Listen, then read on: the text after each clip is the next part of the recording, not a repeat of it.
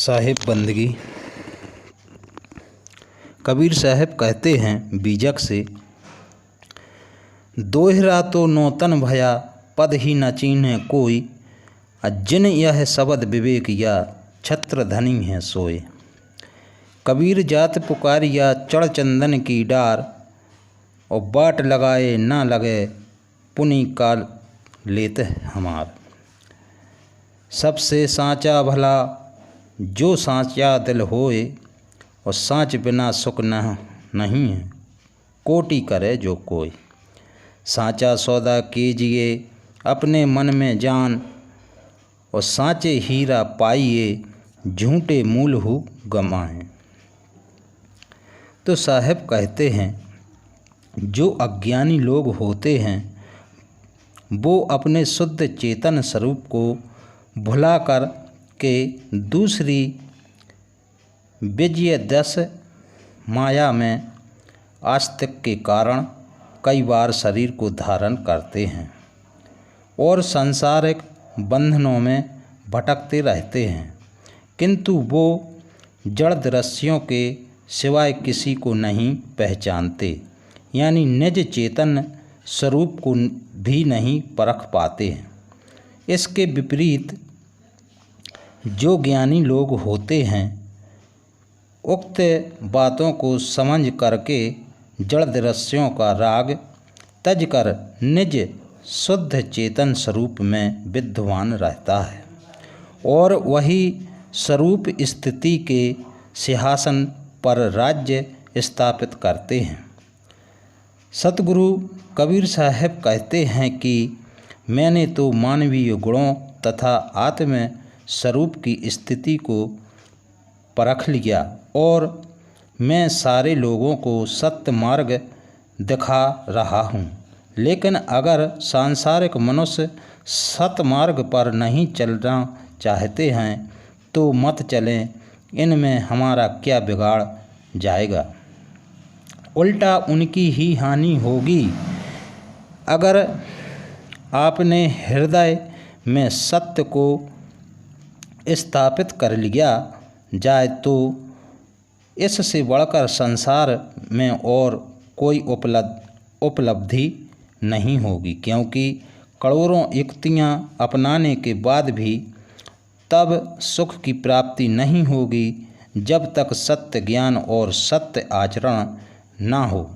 अतः हे मानव, सत्य ज्ञान रूपी वास्तविकता वस्तु का ही क्रिय करो और विक्रय भी इन ही वस्तुओं का करो जो तुम्हारा मन सदैव निश्चल बना रहेगा। और सत्य ज्ञान के बिना कल्याण होगा असंभव है। इसके विपरीत अगर तुम मिथ्या बातों के चक्कर में पड़ोगे तो जीवन का सुख भी खत्म हो जाएगा, यानी असत्य का सहारा लेने से मूल्य धन भी खत्म हो जाएगा।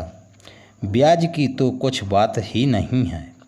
सुकृत वचन माने नहीं, आपू न करे विचार, और कहें कबीर पुकार के सपने गया संसार।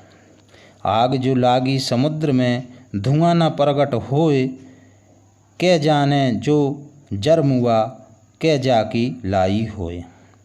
लाई लावन हार की जाकी लाई पर जरे, और बलहारी लावन हार की छप्पर बाँचे घर जरे। कबीर साहब कहते हैं कि सांसारिक व्यक्ति अपने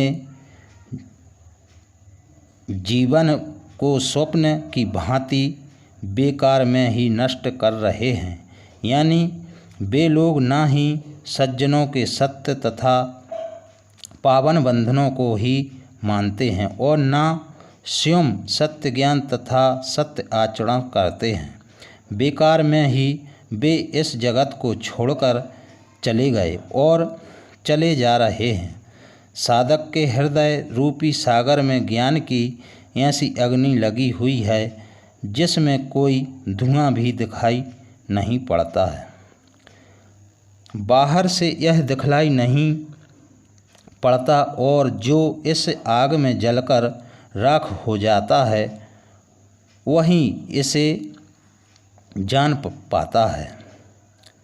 यानी जिसकी सारी इच्छाएं ज्ञान रूपी आग में जलकर खत्म हो गई हैं वह जीवन से मुक्त प्राप्त कर लिया, यानी वह दोबारा जन्म नहीं लेता। वही व्यक्ति इसको समझ सकता है अथवा जिस सतगुरु ने ज्ञान की अग्नि साधक को प्रदान की है वही इसका अनुमान लगा सकता है। सतगुरु द्वारा जो ज्ञान अग्नि साधक को प्राप्त हुई है उससे साधक के स्थूल सूक्ष्म मायावी मोहादिक रूपी पंख अथवा ईर्षा द्वेष रूपी पंख जल गए हैं, जिससे जीवन रूपी पक्षी ने सांसारिक विषयों में उड़ना छोड़ दिया। यानी ज्ञान रूपी आग देने वाला सतगुरु ही गुणगान करने लगा योग्य है। यह जो ज्ञान रूपी अग्नि है इसमें सांसारिक अहंता मोह रूपी ग्रह तो जल जाता है, लेकिन छप्पर यानी जीव शेष रह जाता है, अर्थात जीव का उद्धार हो जाता है। यहाँ पर छप्पर से तात्पर्य पांचों ज्ञान इंद्रियों के ऊपर विद्यमान जीव है।